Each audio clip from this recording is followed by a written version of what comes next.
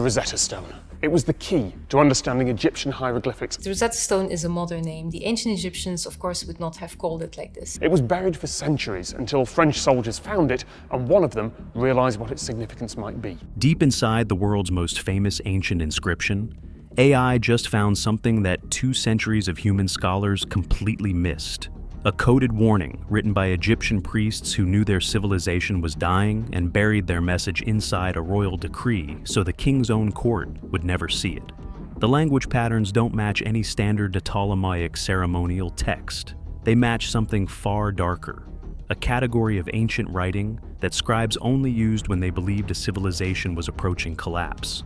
The priests carved this into stone, sent copies to every temple in Egypt, and wrote it in 3 different scripts. Not to honor a 12-year-old king, but to make sure someone, someday, would find what they hid inside. The discovery nobody expected. For 200 years, the Rosetta Stone was considered the most thoroughly studied artifact in the world. Deciphered in 1822, translated into dozens of languages, analyzed by generations of Egyptologists. Every sentence accounted for, every word cataloged. The case was closed. Then researchers fed the complete inscription, all 3 scripts, every line, into advanced AI language models trained not just on known languages, but on structural patterns across thousands of ancient texts. These systems can detect microscopic regularities in grammar, syntax, and phrasing. So we have this very interesting interaction between these languages. We think that the text probably originally is a Greek text because to honor the pharaoh as a god. That human translators working line by line simply cannot see. They analyze the architecture of how language is constructed, not just what words mean, but how they're arranged, what patterns they echo, and what other texts they structurally resemble. What came back rewrote everything. The AI flagged 3 distinct anomalies. Each one, taken alone, might be a coincidence. Together, they point towards something deliberate, something the priests of Memphis encoded inside a document they knew the most powerful empire in the Mediterranean world would preserve forever. The first anomaly, the dates don't match. The Greek, Demotic, and hieroglyphic versions of the inscription give slightly different dates for the same events. One section references March 27th, 196 BC as the date the priests gathered. Another section references November 27th, 197 BC as the official coronation anniversary. The Demotic version introduces yet another reading, suggesting the decree and the anniversary fell only days apart. Scholars noticed these discrepancies for decades and called them administrative error. Scribes working from different source documents, minor clerical confusion, nothing to follow up on.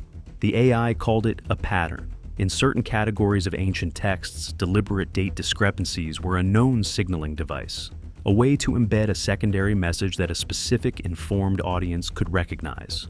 The surface text was for the public. The variations were for someone else entirely.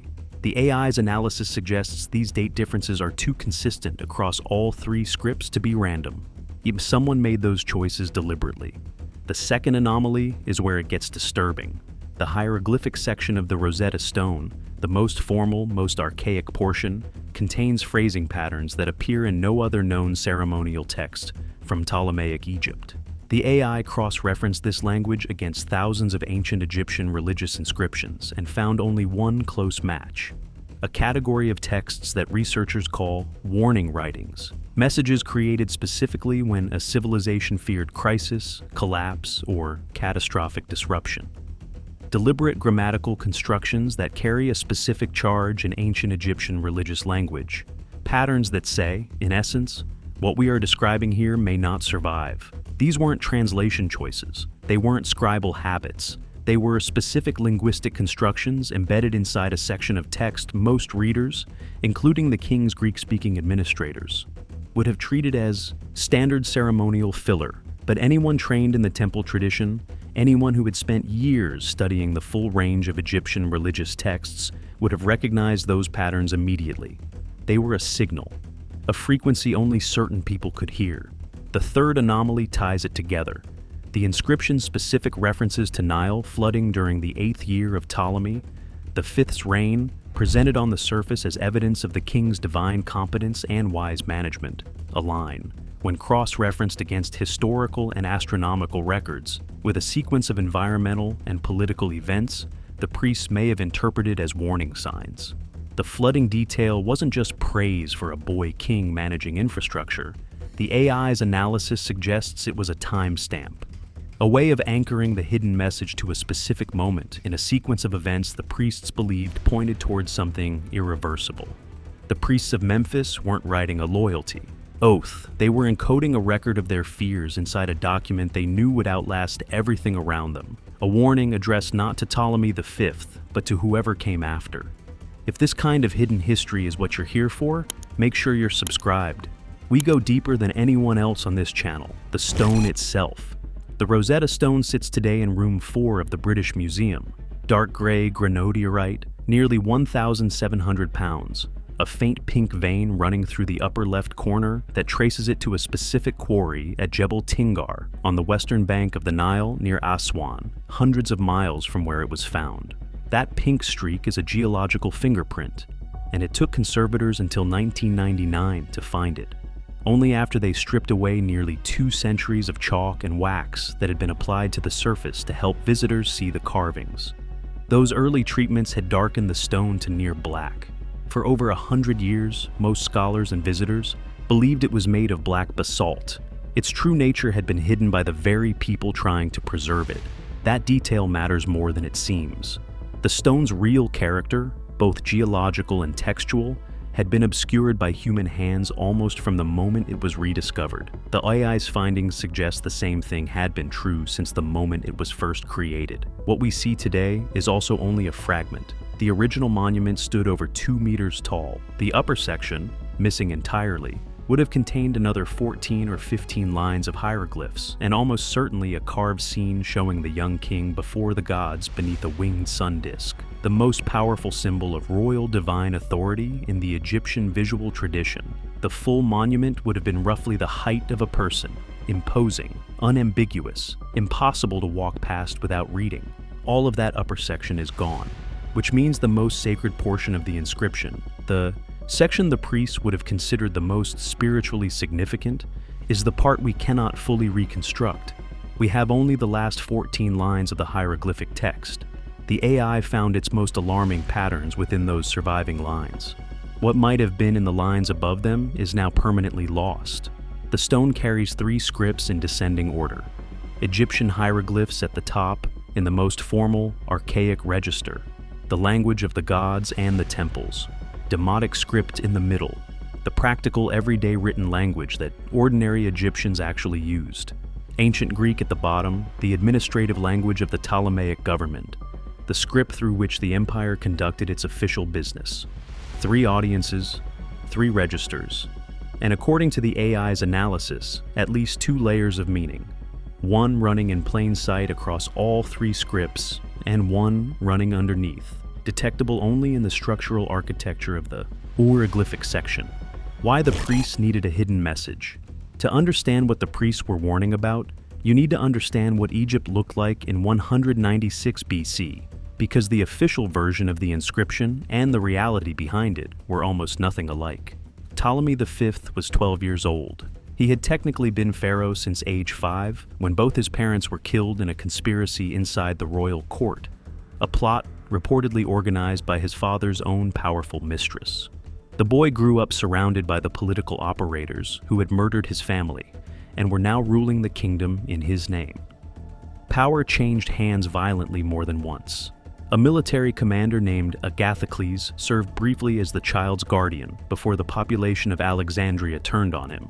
Then, a figure named Aristomenes of Alesia took control as chief minister, effectively governing the entire kingdom while the boy king was kept at a safe symbolic distance from real authority. By the time Ptolemy V was officially crowned in Memphis, 7 years after his nominal reign had begun, Egypt had already lost Syria, Phoenicia, and Judea to the Seleucid Empire. The defeat came at the Battle of Panium in 198 BC, a crushing military loss that stripped the Ptolemaic kingdom of territories it had controlled for generations. Philip V of Macedon was simultaneously seizing islands and coastal cities across the Aegean. Two of the most powerful rulers in the world had formed an explicit alliance to carve up what remained of Ptolemaic power. And inside Egypt's own borders, a major internal rebellion, led first by a man named Hugranafor, then by his successor Ankhmachis, had been running for years, with rebel forces controlling large sections of Upper Egypt and openly defying the royal government.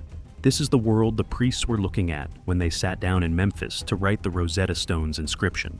A 12-year-old figurehead, a kingdom losing, territory on multiple fronts, a chief minister running the government, rebel armies in the south, foreign empires closing in from the north, and they issued a document praising the boy's divine wisdom. The traditional interpretation always acknowledged that the decree served a political purpose. It was a transaction, loyalty exchanged for patronage, the priests protecting the temples by publicly backing the throne. But that reading treated the text as a two-party exchange, priests performing loyalty for the court and the public. What the AI suggests is that a third layer existed, hidden inside the archaic hieroglyphic register that the court's Greek-speaking administrators almost certainly couldn't read. A message encoded in the language of the gods using grammatical constructions only temple-trained priests would recognize as signals, addressed not to Ptolemy V and not to the public, but to future readers with the knowledge to decode what the surface text was designed to conceal. The Ptolemaic dynasty fell to Rome in 30 BC. Less than 170 years after this stone was carved, the civilization the priests were desperately trying to stabilize was gone. Whether their warning referred specifically to that eventual collapse, or to the more immediate crises pressing in from every direction in 196 BC, the AI cannot determine. But the linguistic fingerprint of impending catastrophe is embedded in the stone, buried inside the formal praise for a king who was already losing. How we learn to read it at all. Here's what makes the AI's discovery even more significant. Reading the Rosetta Stone in the first place took humanity over 20 years of extraordinary effort, and even then, scholars only decoded what the text said on the surface. When Napoleon's soldiers found the stone near the port town of Rosetta in 1799, and it reached London 2 years later, scholars recognized the opportunity immediately. One script they could already read, ancient. Greek, two scripts, hieroglyphic and demotic, that no one had decoded in over 1,000 years. In theory, the Greek was the key. In practice, early researchers like Sylvestre de Sacy and Johann David Åkerblad made partial progress on the demotic section, identifying names, building incomplete alphabets, before hitting a wall. Demotic wasn't a simple phonetic script. It combined phonetic symbols with ideographic signs, characters representing whole concepts rather than sounds. The layered complexity defeated every early attempt. The full decipherment didn't happen until 1822, when Jean-François Champollion, a French scholar who had been obsessed with ancient Egypt since childhood, compared royal names across multiple inscriptions and cracked the phonetic logic of the hieroglyphic system. His central insight, that hieroglyphs could represent sounds, not just symbols, and that this applied to native Egyptian names as well as foreign ones, permanently reopened ancient Egypt after 15 centuries of silence. The Rosetta Stone's Greek text gave him the reference point he needed to unlock the hieroglyphs, and from there, the entire language began to yield. Champollion decoded what the text said. He decoded the surface. 200 years later, the AI found something operating underneath the surface in structural patterns that no human translator working line by line had the computational tools to detect. Champollion gave us the ability to read the Rosetta Stone.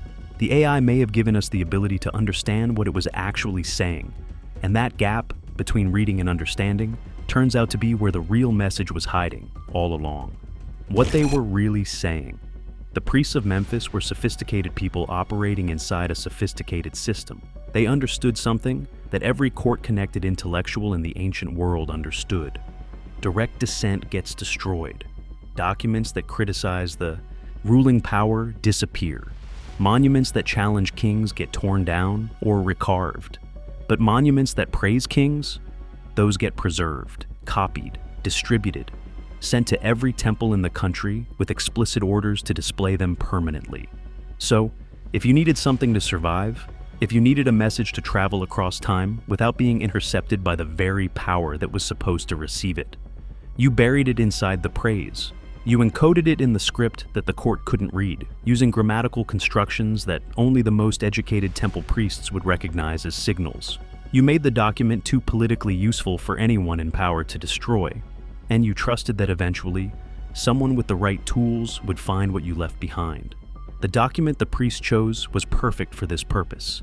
The decree was issued in 3 scripts, specifically because the Ptolemaic government wanted maximum public reach. They needed every segment of Egyptian society to see that the priests endorsed the young king. That political need guaranteed the stone would be copied and distributed across the entire country. It guaranteed multiple versions would exist. It guaranteed the text would be treated as a sacred administrative document, preserved with institutional care. The priests handed the machinery of royal propaganda a message, and the machinery did exactly what it was designed to do. It made sure the message survived. What the machinery didn't know was that the message had 2 levels. The Rosetta Stone has been sitting in the British Museum for over 200 years. Millions of people have stood in front of it. Thousands of scholars have analyzed every line. And the whole time, according to the AI's analysis, the real message has been right there, in the formal archaic hieroglyphs at the top. The most damaged section, the part that looks like the ceremonial header, nobody needed to read carefully because everyone assumed it just restated what the Greek already said. The priests carved their warning in stone. They sent it to every temple in Egypt. They wrote it in 3 different scripts so that no one who encountered it could claim they couldn't read it. They embedded it inside a document the most powerful state in the Mediterranean would protect forever. They wanted something to last. The AI just found what that something was. The question that remains: does this mean the Rosetta Stone contains a verified hidden message? Not yet, and that distinction matters. The AI identified structural patterns. Confirming whether those patterns were deliberate requires years of cross-referencing against the full corpus of Ptolemaic religious texts, comparing phrasing constructions across hundreds of inscriptions, and ruling out alternative explanations for each anomaly. That work is now actively underway. The researchers who ran this analysis are explicit. They are presenting a hypothesis, not a conclusion. But the hypothesis is grounded in something real. The warning writing linguistic patterns the AI identified are not vague similarities. They are specific grammatical constructions that appear in a documented category of ancient Egyptian texts.